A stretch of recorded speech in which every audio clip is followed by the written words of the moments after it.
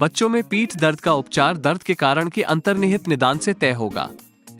उन रोगियों के लिए सर्जरी पर विचार किया जाता है जो कई हफ्तों की गैर सर्जिकल देखभाल का जवाब नहीं देते हैं या जिन्हें कोई चिकित्सीय आपात स्थिति होती है।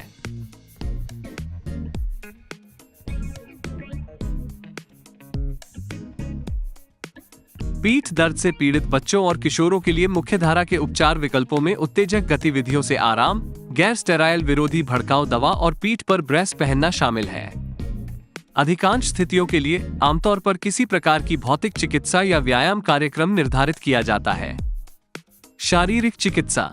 बच्चों में भौतिक चिकित्सा का लक्ष्य आसन सुधार और कोर मजबूती पर जोर देता है। हैमस्ट्रिंग और हिप एबडक्टर और फ्लेक्सर मांसपेशियों के लचीलेपन की भी आमतौर पर जांच की जाती है और छोटापन या जकड़न का इलाज किया जाता है। योग के माध्यम से पुराने, गैर विशिष्ट पीठ दर्द का उपचार बच्चों और किशोरों में पीठ और पेट की मांसपेशियों के कार्यों को बेहतर बनाने में मदद कर सकता है। योग ने पीठ दर्द से पीड़ित बच्चों और किशोरों के लिए शारीरिक और मनोवैज्ञानिक दोनों पहलुओं पर सकारात्मक परिणाम दिखाए हैं। कुछ रोगियों को रक्त प्रवाह में सुधार और प्रभावित ऊतकों में उपचार में सुधार करने में मदद करने के लिए पीठ के लिए एक्यूपंक्चर और मालिश चिकित्सा से लाभ हो सकता है। अंतर्निहित कारण की गंभीरता के आधार पर कई दिनों से लेकर हफ्तों तक गैर सर्जिकल देखभाल की आवश्यकता हो सकती है। डॉक्टर की देखरेख में शारीरिक गतिविधि और खेल फिर से शुरू करने की सलाह दी जाती है।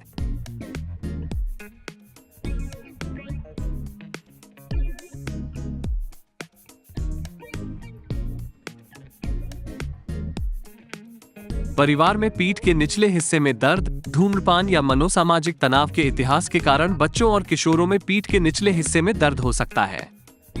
बच्चे स्कूल या घर की समस्याओं के कारण तनावग्रस्त हो सकते हैं और परिवार के सदस्यों और देखभाल करने वालों से उन्हें जिस प्रकार की प्रतिक्रिया और समर्थन मिलता है, वो दर्द की उनकी धारणा में महत्वपूर्ण भूमिका निभा सकता है।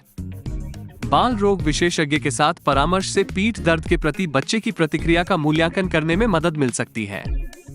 ये प्रशिक्षित चिकित्सा पेशेवर बच्चों के अनुकूल और उम्र उपयुक्त प्रश्न पूछते हैं, जिसमें आप अपने पीठ दर्द को कौन सा रंग देंगे? यदि आपकी पीठ का दर्द किसी जानवर जैसा होता, तो यह क्या होता और क्यों? दर्द कम करने के लिए आप क्या करते हैं? हम आपके दर्द को कम करने के लिए क्या कर सकते हैं?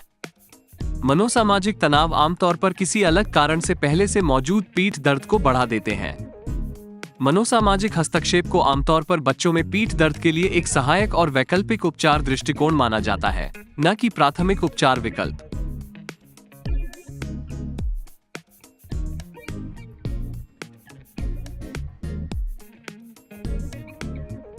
दर्द का कारण बनने वाली कुछ स्थितियों को संबोधित करने के लिए सर्जरी की सिफारिश की जा सकती है, जैसे कि हर्निएटेड डिस्क, आसन रीढ़ की हड्डी के खंड का डिस्क अध पतन, स्पॉन्डिलोलिस्थीसिस या रीढ़ की हड्डी का ट्यूमर। रीढ़ की हड्डी की विकृति के मामलों में भी सर्जरी पर विचार किया जा सकता है, जैसे स्कोलियोसिस, शेयरमैन रोग या एंकिलोजिंग स्पॉन्डिलाइटिस। डिस्क और हड्डी की समस्याओं के लिए लुम्बोसैक फ्यूजन बच्चों में की जाने वाली सबसे आम प्रकार की सर्जरी है। डिस्क विकृति के बिना स्पॉन्डिलोलिसिस और ग्रेड आई स्पॉन्डिलोलिस्थीसिस या उससे कम वाले बच्चों के लिए कशेरुक दोष की सीधी मरम्मत पर विचार किया जा सकता है। बच्चों और किशोरों में पीठ दर्द के इलाज के लिए एक बहुविषयक दृष्टिकोण सबसे अच्छा काम करता है। इस दृष्टिकोण में शारीरिक, मनोसामाजिक या व्यावसायिक कारकों को बाल रोग विशेषज्ञों, न्यूरोलॉजिस्ट, न्यूरोसर्जन और बाल मनोवैज्ञानिकों सहित एक बहुविषयक टीम द्वारा संबोधित किया जाता है।